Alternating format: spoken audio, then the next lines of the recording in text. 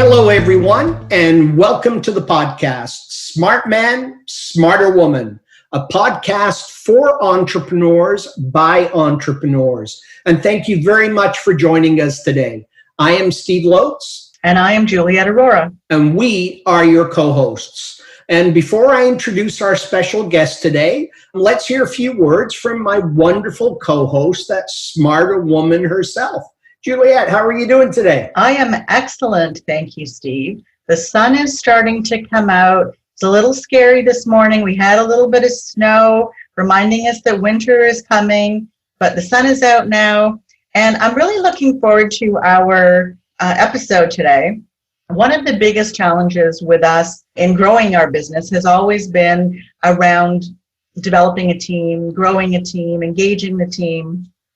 And so we've got an expert coming on board with us today to share all the nuggets of how this is going to be just so easy for everyone else. They don't have to go through all the pain that we did. So I'm looking forward to the episode today. Awesome. Well, thank you, Juliet. Yeah, and he's joining us all the way from the other side of the world. And literally, it is the other side of the world from where we are, from wonderful Australia. And that's on our bucket list. We're going to get there, Juliet, right? Definitely. So Richard is the founder of Engage and Grow, a company whose vision it is to create a globally engaged workforce, one employee at a time. And I think that it's going to be a great topic. You know, certainly, as Juliet said, team and engagement are pretty key to growing a successful business. So let's bring our guest into the show without further ado. Richard Maloney, thank you for joining us all the way from sunny Melbourne in Australia. Good morning, Steve. Good morning, Juliet. It's a great pleasure to be beaming in all the way from down under. Looking forward to getting deep and dirt and dark on this entrepreneurial discussion because it is a great passion of mine. Awesome. And likewise, looking forward to the conversation. And for those in the audience who've been listening to us for a while, you've certainly heard us say before that our definition of a business is a commercial, profitable enterprise that works without you. And so by definition, if the enterprise works without you, there must be someone else running it, and that means you must have a team. And that's why I always love talking with people about teams and the importance of getting everyone to be engaged and work together to build that successful business. So before we jump into that, maybe we could start out, Richard. You tell us a little bit about yourself, you know, who you are, what you do, who you help. Go. Sure. So I'm 45 years old. As you said, live in Melbourne, Australia. I have a wife with 3 young daughters, and I have 2 companies. I've got Engage and Grow Global, which is the #1 employee licensing company in the world. And I also have a company called Quality Mind Global, which is now becoming the #1 mindfulness licensing company in the world.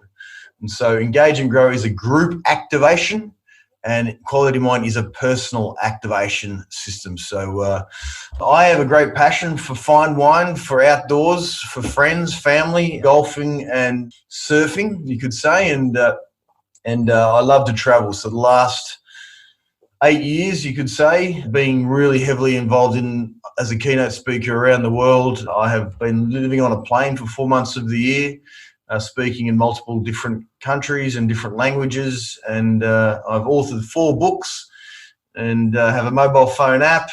I've also started a forum online called Blokes United, which is about 23,000 blokes, which is men, and Women's United as well, to help in the mental health space. Here's a snapshot for you, Steve. Awesome. Well, that's a lot to unpack there, Richard.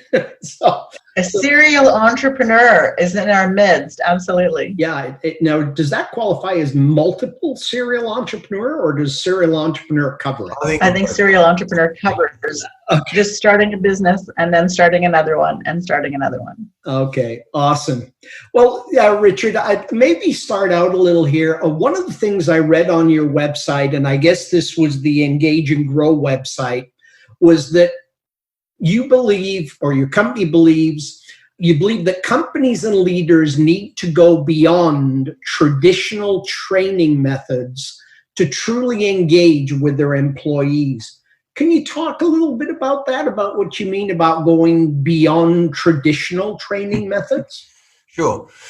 So a lot of my upbringing, working in different organizations and having a real passion for human performance, I just saw a stark reality of the levels of unhappiness in the workforce, and having a sharp eye and a sixth sense for, as I said, human development. I was bewildered somewhat, where even when going to training sessions, or whether it be one-day training sessions or a weekend away training sessions to become better leaders, better managers, still culturally a lot of organisations weren't shifting, weren't changing, but the individual was.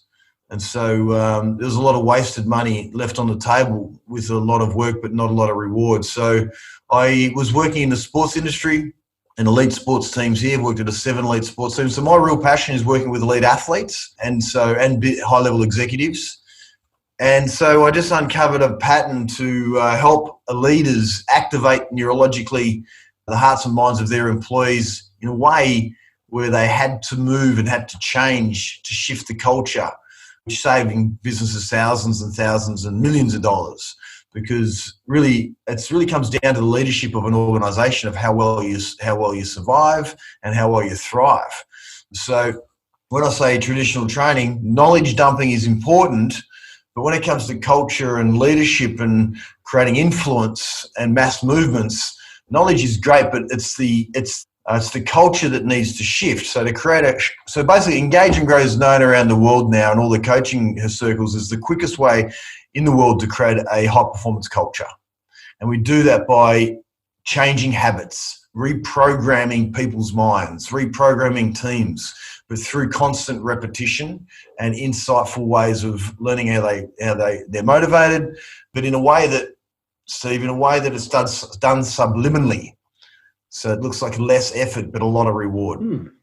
Cryptic, that sounds intriguing. Okay, so we have to dive into that. I loved the phrase you used, that the leaders have to activate neurologically. So what does that even look like? Like, where would you even, let's start with, how would a business owner know that they need your help? Let's start with, how would they recognize that they need some help? Well, the best way to recognize that would be, I guess, your gut sense is always a good start. Knowing full well that people are coming to work. There's 3 types of employees in every organisation, right? The first type of employee, they're actively disengaged. They come to work and do less than is expected. The second type of employee come to work, they're disengaged. They come to work and do what is expected. And the first type of employee is someone who's engaged, who comes to work and does more than is expected. And so if you've got employees in your team that just come to work and just get through the day, then you've got disengagement. Then you've got wasted money on the table.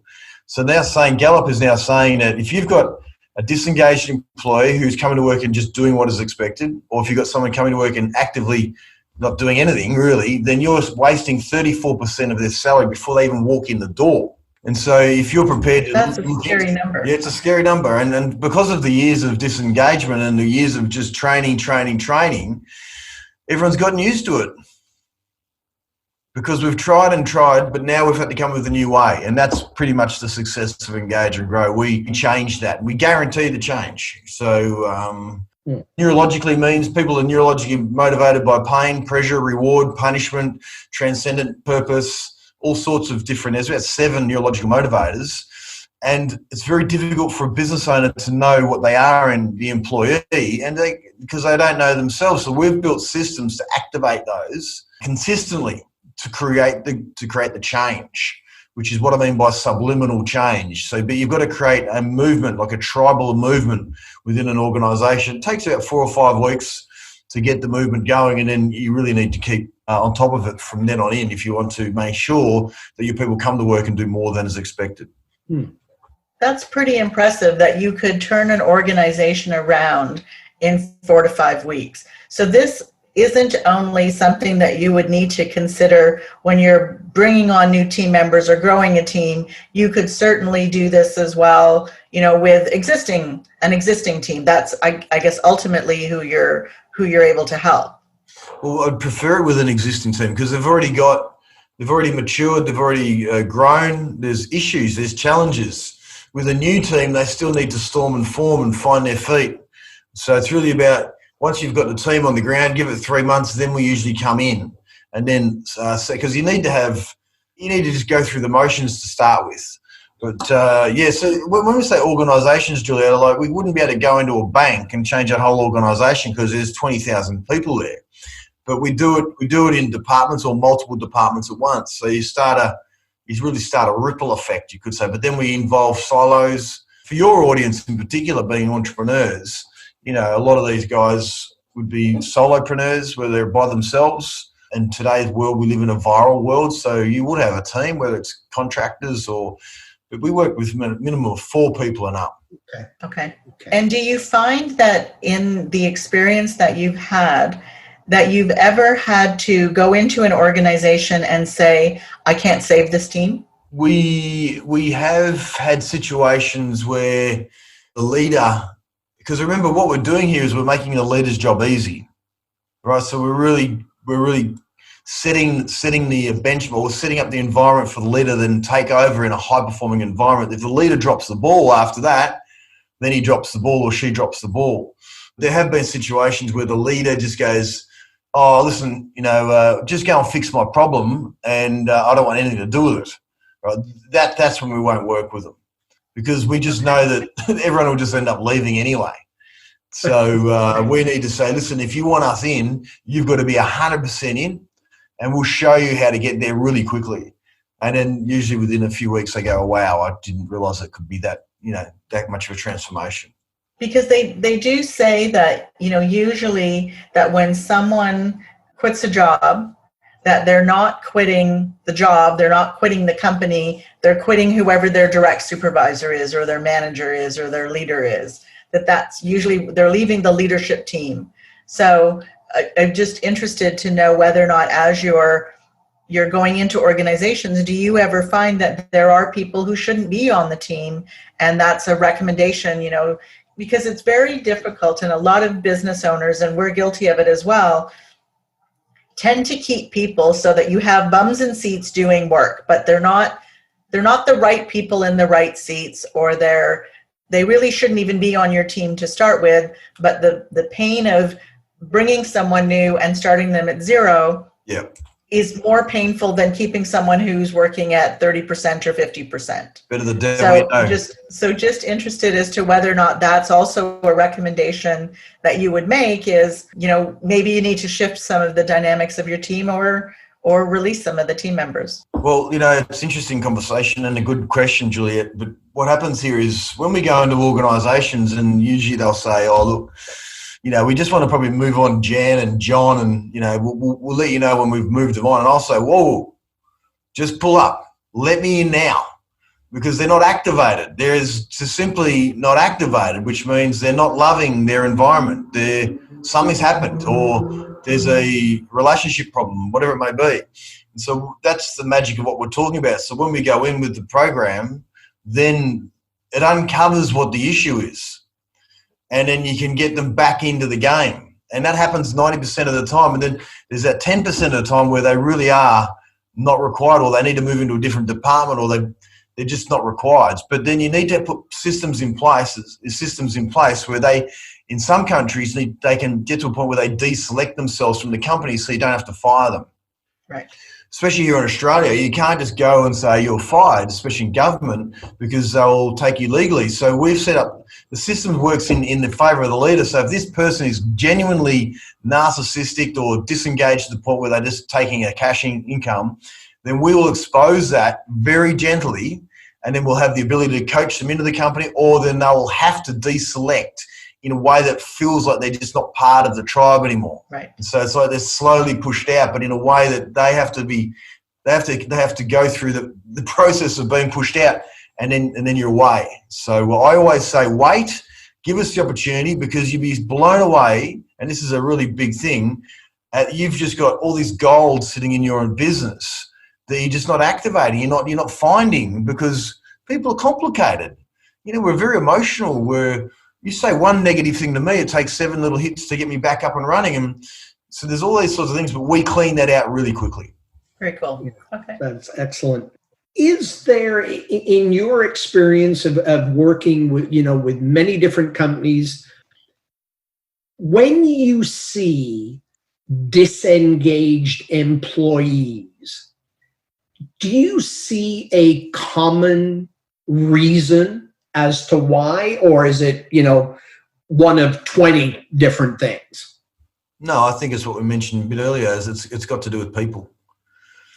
It's as simple as that. There's people or passion. So they're not enjoying their role. They're not enjoying that industry. It's a stepping stone, which is what we've all been through, right? For you to become great at your business, you had multiple jobs to get there. You've learned. I was on a podcast recently and they said to me, Rich, what's your number one leadership piece of advice that you've been given or you've got? And I was like thinking, out of the hundreds and hundreds and hundreds of books I've read, the best piece of leadership advice, quite simply, is I've learned. Well, not so much the advice, but who you've learned from. I've learned all my leadership stuff from bad leaders. Okay. Not what to do. And so I just have another bad leader or another bad sports coach. Not bad. I just say wasn't conducive for me, and I've learned not what to do. So I'd say 80% of my leaders and coaches have been not great. And so, to answer your question, it comes down to people. Okay. And knowing when they've expired and when you need to activate them. But yeah, it really comes down to that. Okay. Now, you also mentioned early in the episode that your passion is you love working with elite athletes or high-performing executives. Why? Because I'll do whatever it takes. Like I just had a boxer what's today, Wednesday, on Sunday in Las Vegas at the MGM Grand for a world title, and I've been working with him for quite a few months and so forth, and there he is on the big stage, and he just knows they really appreciate, and I didn't work with him with Engage and Grow, that's quality mind, to get him in flow state. So I teach people how to get into flow state, not just as an elite athlete, but everyday life, how to get into the flow state where life is coming to you as opposed to you chasing life. We will continue with our conversation right after this message from a friend of the show. AIS Solutions is an award-winning cloud accounting firm serving small business all across Canada.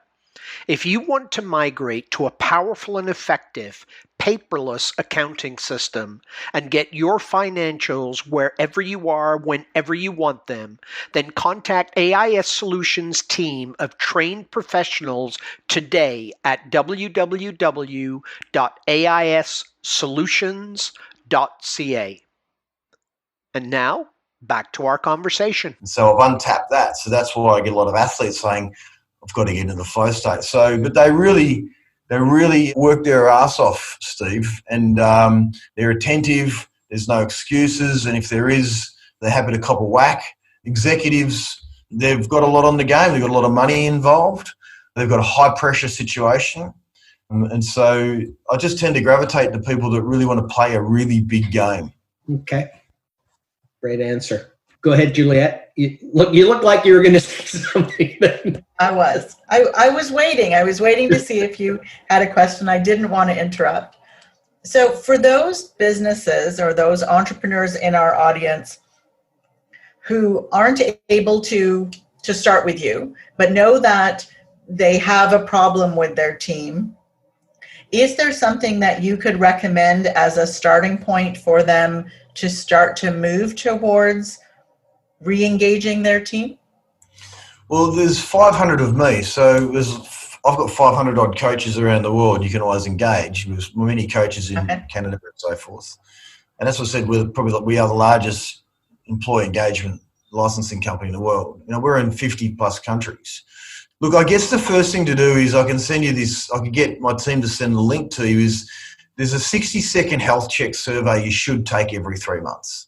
And quite simply, it's 9 quick questions, anonymous, and send that to your team. And it's a health check on where they are in those 3 categories: actively disengaged, or engaged. And then you get a benchmark of how well your organisation is flowing. Say, for instance, you've got a boat. You're a boat.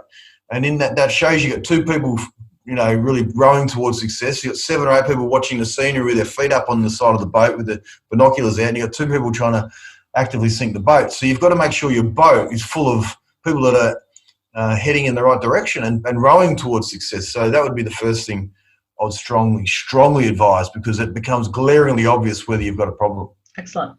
Yeah, that's great. And I am curious, because I'm not sure you actually touched on it.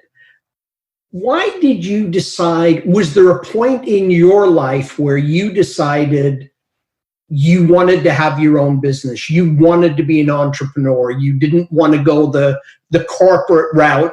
Was there a trigger for you, or some moment where you said, yeah, that's what I have to do? So in school, I was a bit of a wild kid. I was asked to leave a few schools, and I probably would have been put into that category of, attention deficit disorder. But back then there wasn't such a thing. And I was just ratty, and all I wanted to do was go out and explore and be an entrepreneur. From a young age, I wanted to start a business. I had a fencing company. I had multiple little, businesses on the side. Couldn't wait to get out of school. And then at the age of about 7 and 8, I got recruited to the elite sports industry as an AFL footballer, and blew that up really quickly, and then fell in love with human performance. So that my passion then arrived, human performance, because I really wanted to figure out why I'd stuffed up so heavily, because my dream of being an elite athlete had been destroyed. And then I went to a conference. I always had this burning desire, right? But then I went to this conference. I can't remember who the speaker was, and it was a big aha moment for me. And I was about 23 years old. And it was more or less along the lines of, you've got to start a business where you're not working in it. You've got to start a business that is scalable, leverageable, online. Okay, so you're not there and you really don't need a team. I was like, aha. So then I went and, worked in multiple industries, and I just couldn't, I was just picking up data the whole way through. So I thought it was really, this isn't really my dream. But then all the time I was picking up learning lessons for me to create what I needed. So I was always gathering gold. And this is really important for entrepreneurs. So your past is perfect. And so just make sure you look at your past and go, even if it didn't work out, or you had an argument with the boss and you got fired, and it's good contrast to keep pushing you towards your passion and dreams. And then I started to realize, that the biggest lesson in life is to always charge towards your highest excitement, charge towards your true north. If you're not charging towards your highest excitement, that means you're off course. And so I started falling in love with uncovering how people how to create great cultures. And it was just a great passion. And all of a sudden I had to scale it, leverage it, create a licensing company, and partner with Brad Sugars and so forth. And then next minute, I'm around the world and in that capacity. So a really key lesson about that is, if you're not charging towards your highest excitement, your true north, you need to sit down and reconfigure where you're going, because there's more for you, in other words. And that's what life sends you, little messages along the way, subliminally, and in the environment we live in, and through your imagination of where you need to take your life. And so, I just fell in love with it. And I help heaps of entrepreneurs now get off their feet. I'm a bit of we do deals with some entrepreneurs where we'll take part of their business and help them build for that capacity, because I just love it that much. When there's an opening in the market and you can see an opening, and then it's the great journey. It really becomes the great journey because it's bloody hard work. Absolutely. And we've heard that statement before, where the advice to entrepreneurs is, make sure it's something that you're passionate about. You said, follow your true north. Do you think that is also true of the team members on your team, that they also need to buy into whatever your true north is? How important is it that your team members or your employees share or carry that same vision as you do? Well, it's your job to create, as a leader, it's your job to create a movement. And so you're never going to have everyone fully thriving towards your passion.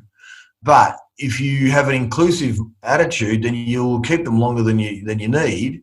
But it's one of those big questions, Juliet, like, multiple people come at different times. And that's, I guess, entrepreneurialism is the biggest issue you're going to have with organizations is people, because they make or break businesses. And that's why they're so important too, because if you don't have people, you can't sometimes make a business. And so, your energy is critically important.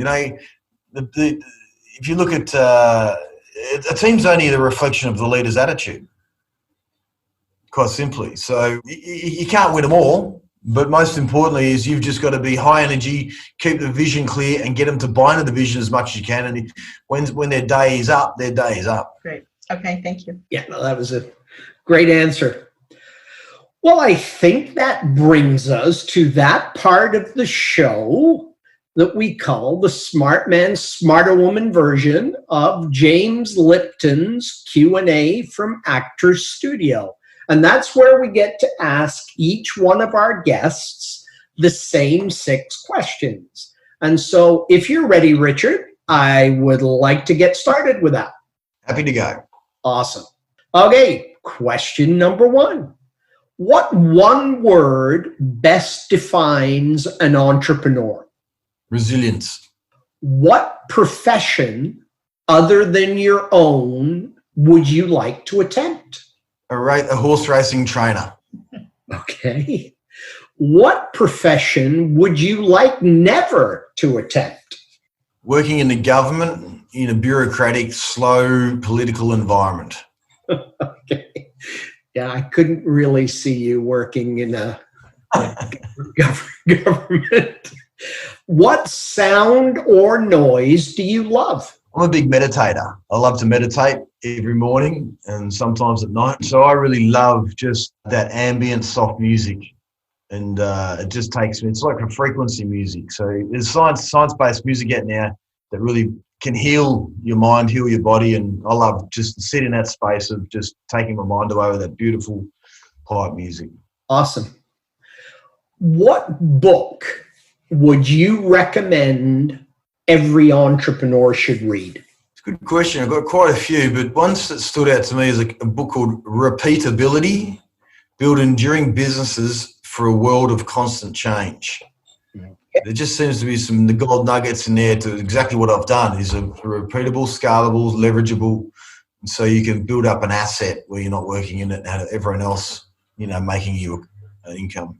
Okay, terrific. I'll have to check that out. I am not familiar with that book, and I like to read books. When your own entrepreneurial journey is completed, what do you hope your legacy is? Yeah, so I have a big dream. My legacy is to impact 1 billion people to make them a better person. And then my daughters will take over business or they will be in the same industry. So legacy really is to, when I leave the planet, as though Richard Maloney had an impact on me some way on a major scale. Like I'm an ambassador for change. I shine bright light into dark corners of the world. That's my why. And so then I've got 3 young daughters who would love to pick up where I'm taking off and then continue the legacy. That would be my perfect legacy. Awesome. Great legacy. 1 billion people. That's amazing. Yeah. Oh, and some of the best dreams are the simplest, right? That's an easy one to remember. Yes. A big one to achieve. Absolutely. Yes. Absolutely. And for those in our audience who would like to connect with you, Richard, what is the easiest way for them to do so? We can find me on LinkedIn, of course, or you can email me at richard@qualitymindglobal.com or richard@engageandgrowglobal.com.au. But I've got Quality Mind Global. You can check out the app for mindfulness, but LinkedIn's probably your best way. Okay, perfect. And before we conclude the episode, do you have any final thoughts, Richard, you would like to share with our audience of entrepreneurs? Look, I think well done to you for starters, for being an entrepreneur, and hats off to you for the journey you're on, because it is one hell of a journey. And I guess that's when I started my second business. I'd learned a lot from the first. And I was broke, under the poverty line for many years. So I understand pain, and that's what helped me build Quality Mind, because of the pain I was going through and how I had to manage my mind. Always follow your true north. Know that this is one of my most favorite quotes of all time. Everything is neutral until you give it meaning. Everything is neutral until you give it meaning. Now that means quite simply is, as soon as you label something, you're involved in it. If you can just let your outer world go past and manage your inner world really well, then you'll have more energy. You'll be able to manage your circumstances better. You'll have better relationships, better health, and so forth, because it is a hell of a journey. And the more you can look after your mental health along the journey, the better off you're going to be as a leader, an influencer, and an entrepreneur. And what a pleasure it's been to be on this podcast. Thank you very much for having me. Awesome. Thank you, Richard. And what about you, Juliet? You got any words for the audience? I always have words for the audience, right? I love talking teams only because, as you said, Richard, it is so fundamental to the success or failure of a business. And when I started my business, I wasn't looking to even have a team, and now we do. So I always find it interesting and always find that I learn something new when I talk to someone else about, engaging my team and growing my team. So this conversation was absolutely no different. So thank you very much, Richard. My pleasure. That was great. And that brings us to this episode's words of wisdom. And the quote I selected this week, mindset is such an important thing to being successful. I mean, not just in business, but in life. And so I've always loved this quote from Michael Jordan. And he said, "I've never lost a game. I just ran out of time." Yeah. That is mindset. Perfect. And so, again, thank you very much to our guest, Richard, for joining us. Thank you very much to my awesome co-host, Juliet. I couldn't do this without you. But most importantly, thank you to you, our audience, for tuning in again, giving us a listen. We sincerely hope you found some value here. If you did, please subscribe. We're in all the regular places. Or you can go to the website, smartmansmarterwoman.com. So thank you. Until next time, take good care of yourself and those that you love. Bye for now.